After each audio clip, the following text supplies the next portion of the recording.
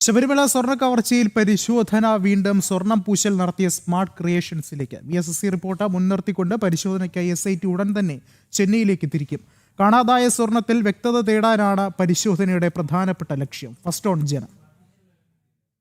Sabarimala സ്വർണ്ണക്കവർച്ചയിൽ VSSCയുടെ report കൂടി ലഭിച്ച സാഹചര്യത്തിലാണ് സ്മാർട്ട് ക്രിയേഷൻസിലേക്ക് SIT പരിശോധന വ്യാപിപ്പിക്കുന്നത്.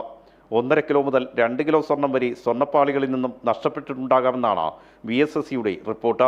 989 ഗ്രാം സ്വർണം നഷ്ടപ്പെട്ടെന്നായിരുന്നു SITയുടെ ആദ്യ കണക്കുകൂട്ടൽ.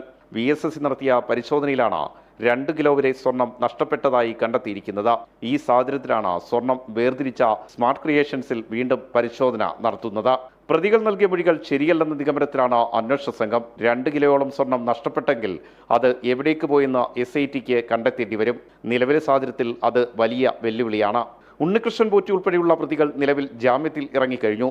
വീണ്ടും ഇവരെ വിളിച്ച് ചോദ്യം ചെയ്യാമെങ്കിലും കസ്റ്റഡിയിൽ ചോദ്യം ചെയ്യാൻ കഴിയില്ല. ഇതും അന്വേഷണത്തിന് തിരിച്ചടിയാകും.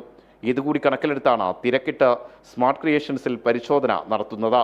ഈ റിപ്പോർട്ട് കൂടി പരിശോധിച്ച ശേഷമാകും കേസിൽ കുറ്റപത്രം സമർപ്പിക്കുക.